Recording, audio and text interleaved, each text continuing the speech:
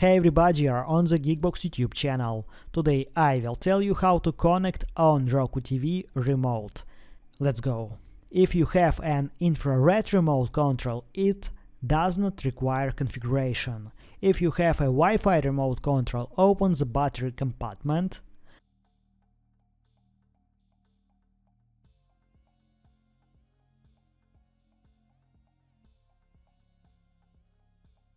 Hold down the parent button for 5 seconds. If you don't have a parent button, then press the back and home buttons for 5 seconds.